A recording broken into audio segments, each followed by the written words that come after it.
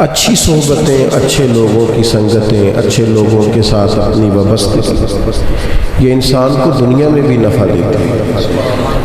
آپ اگر ایسے لوگوں کے بیچ بیٹھتے ہیں جو کہتے ہیں یار کچھ بھی نہیں، چھوڑو جس کی لاٹھی اس کا بھینس، پیسہ ہو تو سارا کچھ ٹھیک ہے، ہم سیکھتے نہیں طبیعت۔ آپ جناب ویسے گپ شپ کریں تو ساری رات کریں، لیکن اگر استاد سے 4 لائنیں پڑھنی پڑیں تو لوگوں کو نیند آتی ہے۔ چند مسائل اگر لوگوں کو سیکھنے پڑے تو سب سے پہلے تو اپنی طبیعت میں طلب پیدا کریں، جس کا مجھے پتہ نہیں میں اس کا پتہ کروں، جس کی مجھے خبر نہیں میں اس کے بارے میں جانوں، میں تعلیم حاصل کروں، میں دیکھوں کہ اگر اللہ تبارک و تعالیٰ نے کسی منصب پر مجھے یہ دیکھیں رمضان میں کتنے لوگ زکوٰۃ کے مسائل پوچھتے ہیں، حالانکہ یہ رمضان میں پوچھنے والے نہیں تھے، یہ تو بہت پہلے پوچھ لینے چاہیے۔ یہاں آپ پوچھ رہے ہیں جب بالکل فرض ادا کرنے، یہ بھی غنیمت ہے اگر رمضان میں پوچھتے ہیں، لیکن یہ قبل از وقت کرنے کا، ہمارے ہاں طلاق کی ریشو بہت زیادہ بڑھ گئی ہے اور بڑی تکلیف ہوتی ہے، 3-4 چھوٹے چھوٹے بچے اور شوہر نے یک بار میں 3 طلاقیں دے دی۔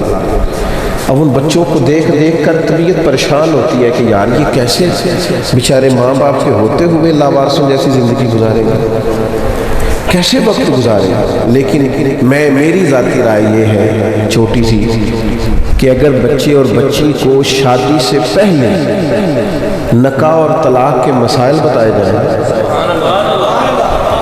اگر انہیں پہلے بٹھایا جائے، انہیں سمجھایا جائے کہ بھئی آپ اس طرح طلاق دیں گے تو حالات اور ہوں گے، انہیں مسئلے کا پتہ ہو، جتنی یہ تیزی ہو گئی یا اتنی تیزی کبھی بھی نہ ہو، لوگ سمجھیں اس چیز کا، بندے کو پتہ ہوتا ہے نا، یعنی اور اپنی زندگی عمل کے ساتھ عبارت کریں۔ آپ شیئر کروں، آج لوگ مختلف باتیں کرتے ہیں کہ ہمارے ملک کا مین مسئلہ قانون کی بالادستی ہے، کچھ کا خیال ہے کہ نہیں یہاں کا مین مسئلہ غربت پر اگر قابو پا لیا جائے تو ملک میں بڑی آسانی ہو جائے گی، کچھ کہتے ہیں قانون نافذ ہو جائے جرم ختم ہو جائے گا، کچھ لوگوں کا کہنا ہے کہ نہیں یکساں نصاب تعلیم اس ملک کا مسئلہ ہے، ہر بندے کو رائے دینے کا حق حاصل ہے۔ میری رائے یہ ہے کہ میرے وطن کا مین مسئلہ امانت میں خیانت ہے۔ اگر ہم سب لوگ اپنے اپنے منصب کے ساتھ دیانتدار ہو جائیں، تاجر اپنی تجارت صحیح کرے دیانتداری سے، بددیانتی نہ کرے، مزدور کے لیے حکم ہے کہ اس کی مزدوری پسینہ خشک ہونے سے پہلے اسے دے دو، تو مزدور کو بھی تو چاہیے نا کہ وہ سگریٹ پینے جائے تو 20 منٹ نہ لگا کے آئے، اسے بھی تو چاہیے نا کہ وہ چائے پینے جائے تو آدھا گھنٹہ ضائع کر کے نہ آئے۔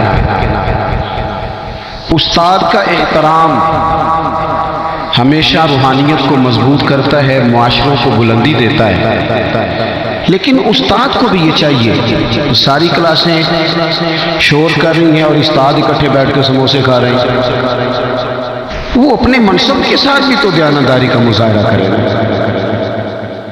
میرے ذمے اگر مسجد میں خطبہ دینا آیا ہے تو میں نے تو کتاب کھولی ہے جمعے والا دن رات کو کہ سویرے کچھ بیان کرنا ہے، وہ گھنٹہ کیسے گزارنا ہے۔ بزرگوں کی علماء کی بات نہیں کرتا، اپنے جیسے لوگ تقریر کے 2 گھنٹے پورے کرنے، اس میں کوئی مواد قوم کو دے سکا ہوں، کسی ترجیحی بنیادوں پر قائل کر سکا ہوں، نہیں کر سکا الگ مسئلہ ہے، کیونکہ رات ہی تو میں نے ایک طالب علم سے ایک دن کہا جمعے کی صبح کہ آج جمعے میں کیا تقریر کرنی ہے، آپ جمعہ پڑھاتے، کہنے لگی ابھی فیصلہ نہیں کیا۔ اس نے کہا یار تو بڑا مولوی تاں نہیں اجے کیتا، میں چھوٹا ہوا، میں تو جمعہ پڑھا کے ہفتے والے دن ہی فیصلہ کر لینا بھی اگلے جمعے کی بیان کرنا، تاکہ میں سارا ہفتہ اس مواد کے حوالے سے کچھ پڑھتا رہا۔ جب تک ہم اپنی ذمہ داریوں کو پورا نہیں کرتے، حضرت خواجہ نصیر الدین چراغ دہلوی رحمۃ اللہ علیہ کی خدمت میں بادشاہ وقت آیا تھا، آپ موبائل دیکھ رہے ہیں جی، مجھے دیکھیں، ان کی خدمت میں بادشاہ وقت نے آ کے کہا حضور کو وظیفہ بتائیں، کوئی عبادت بتائیں، تو حضرت خواجہ نصیر الدین صاحب رحمۃ اللہ علیہ فرمانے لگے رب نے جو تجھے منصب اور ڈیوٹی دی ہے نا وہی دیانتداری سے کر، یہی سب سے بڑا وظیفہ ہے۔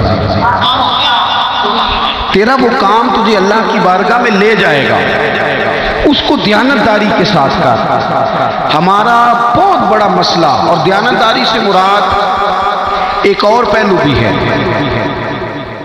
آپ جب اپنا منصب آگے دیں گے تو پھر بھی دیانتداری کے ساتھ دیں گے۔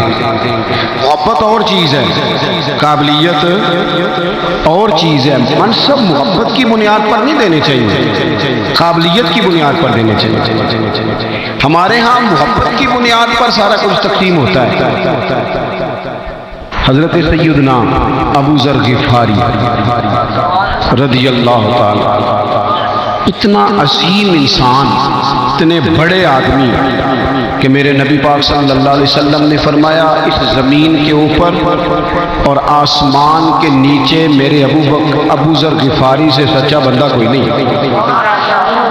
اتنا بڑا آدمی، حضرت ابو ذر غفاری کے بارے میں فرمایا زمین کے اوپر آسمان کے نیچے آپ سے سچا بندہ کوئی نہیں۔ لیکن جب انہوں نے کہا نا مجھے ایک صوبے کی گورنر ہی دے دو، تو محبوب نے فرمایا یہ کام آپ کے لیے مشکل ہے، آپ سے ہو نہیں سکے گا۔ ہر آدمی محبت کی بنیاد پر ہی سجادہ نشین بن جاتے ہیں۔ محبت کی اچھا پہلے تو سجادہ نشین بنتے تھے آستانوں کے، اب تو مدرسوں کے بھی سجادہ نشین ہی ہے۔ حالانکہ یہاں تو چلو کہ علمی عبارت چھوڑو، خانقاہ پہ تو دم درود کرنا ہے آپ نے، اللہ ماشاءاللہ تو وہ کرو۔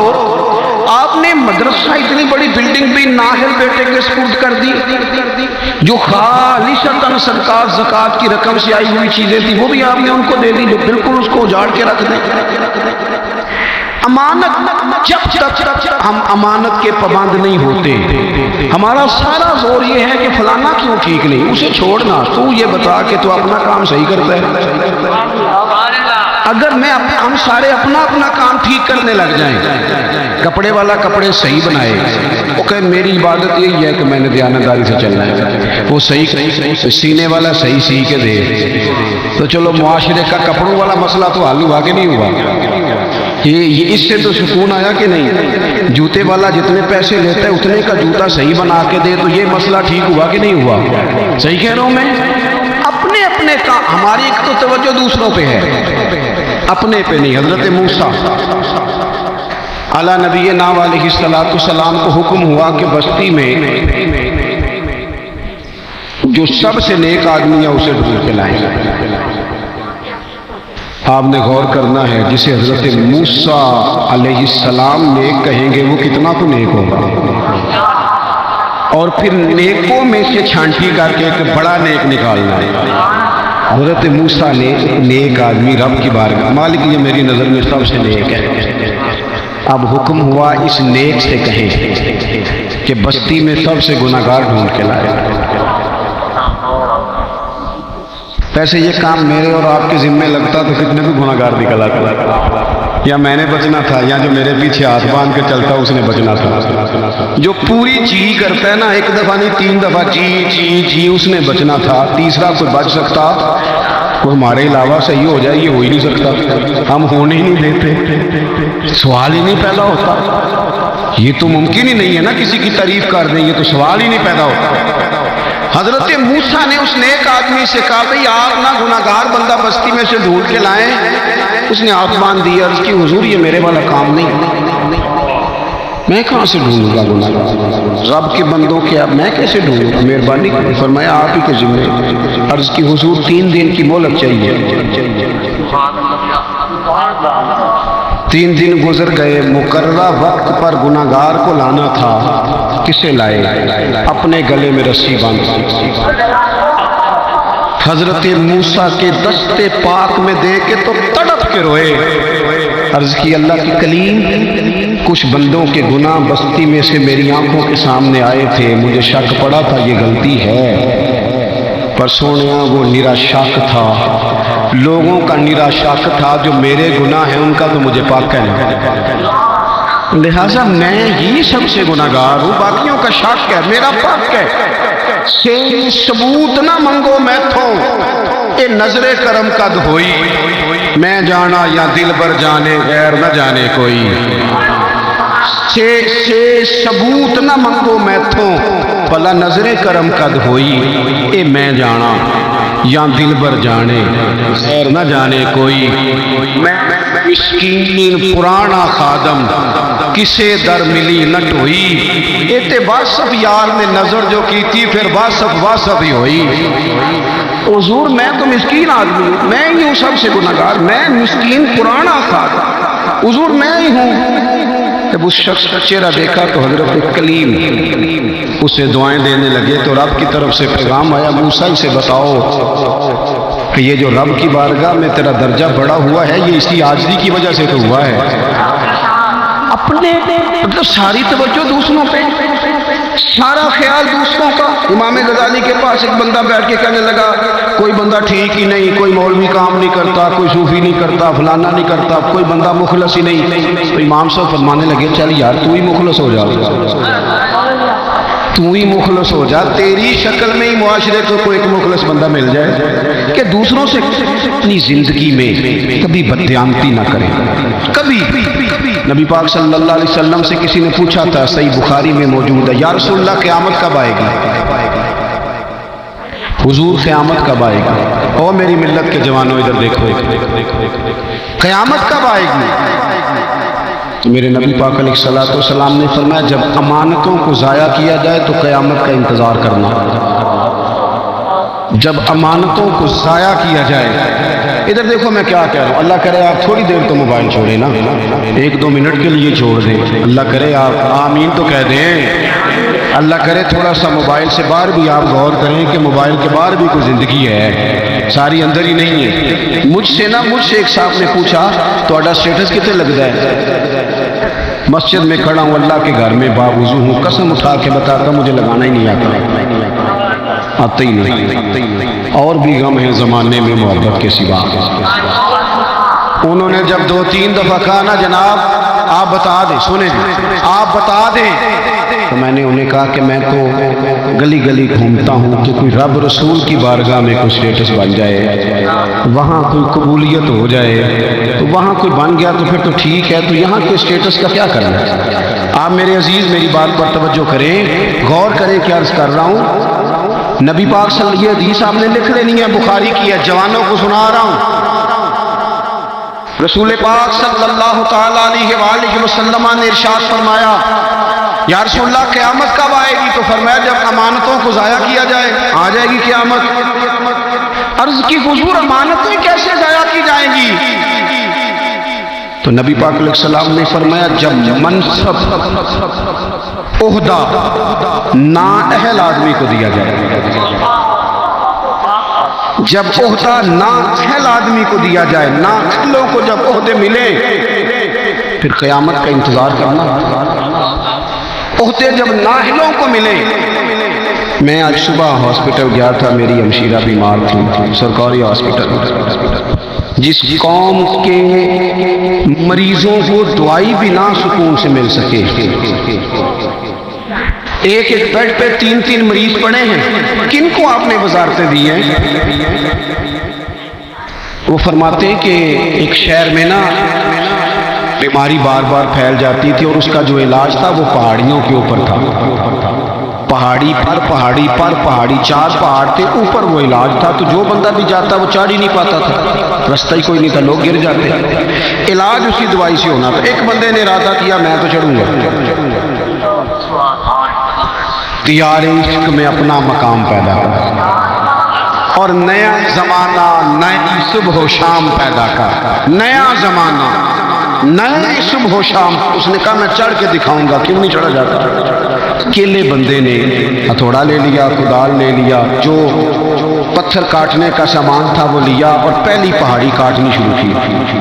جو بندہ بھی آتا کہتا تو بیوقوف ہے، تو بیوقوف ہے، یہ کیا بات؟ ہمیں بھی لوگ مشورے دیتے تھے شروع میں، یہ آپ نے کس طرح کی بات کس دور میں شروع کر دی؟ میں کہا کرتا تھا چلو کچھ کر تو لینے دو، شاید کچھ ہو نہیں لے، لیکن اب تو حال یہ ہو گیا ہے کہ میں اکیلا ہی چلا تھا جانب منزل، مگر پھر لوگ آتے ہی گئے اور کارواں بنتا گیا۔ کوئی بندہ تو ہو نا، کوئی بندہ تو ہو جو نظام سے بغاوت کرے۔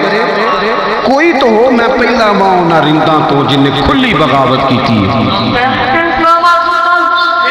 اللہ خوش رکھے. میرے عزیز اس نے کہا جی میں رستہ بنا کے دوں گا سارے علاقے کو. اس نے ایک پہاڑ کاٹا, اتنا کاٹا لوگ پہلے ہنستے رہے, پھر ایک پہاڑی سے پورا رستہ بن گیا, پر کئی سال لگ گئے. اب سیڑھیاں بن گئی, لوگ آ رہے ہیں جا رہے ہیں. پھر اس نے دوسری پہاڑی کاٹی, سیڑھیاں بنائی, اس میں بھی کئی سال لگ گئے. موت کا وقت آ گیا, تانے دینے والے پر قریب آ گئے. انہوں نے آ کے کہا اور تجھے کہا تھا نا کہ تو نہیں پہنچ سکے گا, کیا تو نے کمایا, پہنچ تو سکا نہیں. اس بندے نے بڑی شاندار بات کی. اس نے کہا تمہارا کیا خیال ہے, میں ناکام ہوا ہوں, میں جیت کے جا رہا ہوں, کامیاب ہو کے جا رہا ہوں. اس نے کہا خدا کے بندو میں نے آدھا راستہ مکمل کر دیا ہے, اب جو میرے بعد آئے گا وہ صفر سے نہیں شروع کرے گا, وہ تیسری پہاڑی سے شروع کرے گا. میں نے کچھ تو قوم کو دیا کہ نہیں, میں نے آدھا راستہ آسان کر دیا. آدھا 62 سال عمر پائی ہے امام بخاری نے, پوری 63 نہیں 62 سال. انہوں نے کہا لو میں نے گلی گلی جا کے نگر نگر جا کے مدینے والے کے نام کی جگہ جگہ سفر کر کے میں نے حضور کی حدیثیں تمہیں جمع کر کے دے دی ہیں. میں نے تمہیں وہ کتاب دی ہے جو قرآن پاک کے بعد سب سے بہترین ہے. قیامت تک پڑھتے رہنا, تشریح کرتے رہنا, لوگوں کو رسول اللہ کا دین بتاتے رہنا. اور علماء سے آپ کبھی پوچھیں, امام بخاری وہ ہیں جنہیں لوگوں نے زمین پہ رہنے کو جگہ نہیں دی. یہ بھی ایک دردناک پہلو ہے کہ امام صاحب نے آخری عمر میں دعا مانگی تھی, مالک تیری زمین بڑی وسیع ہے پر مجھ پر تنگ ہو گئی, جو بہتر فیصلہ ہے میرے حق میں کر دے. شام کو وصال ہو گیا امام بخاری کا. بے قدراں کچھ قدر نہ جاتی, کیتی خوب تسلی ہو. میرے بھائی زندگی میں کچھ کرنے کا مزاج بناؤ, آپ اپنی صلاحیت سے نفع لو. بخاری شریف میں صحیح حدیث موجود ہے, رسول پاک علیہ السلام نے فرمایا ایک بندہ گلی سے گزرا تو ایک بڑا سا درخت اس نے گلی میں دیکھا, بڑا سا, لوگوں کو آنے جانے میں دشواری ہوتی تھی. اس نے کہا اللہ کی مخلوق کا رستہ نہ آسان کرے. ویسے تو درخت لگانے کا بھی ثواب ہے, لیکن یہ رکاوٹ بن رہا تھا, مین سڑک کے اوپر تھا. اس نے پکڑ کے نہ آری وہ درخت کاٹ دیا, لوگوں کا رستہ کشادہ کر دیا. اللہ کے رسول فرماتے ہیں رب نے اس کے لیے جنت کا فیصلہ کر دیا. اس سے بھی سستا کام بتاؤں, یہ تو محنت والا ہے نا, اس سے بھی سستا بتا دوں, بس کریے. وہ کسے گلتے تھے نال ٹوری دے نا, آپ کسی میں اس سے بھی سستا کام سنو. یہ بھی بخاری مسلم میں موجود ہے. اللہ کے رسول علیہ السلام فرماتے ہیں کہ تاجر, دکاندار, تجارت والا قیامت کے دن اللہ کی بارگاہ میں کھڑا کیا جائے گا. رب فرمائے گا جا تجھے معاف کیا. عرض کرتا ہے مالک میں تو گنہگار ہوں, پتہ چل جائے کرم کیسے ہوا.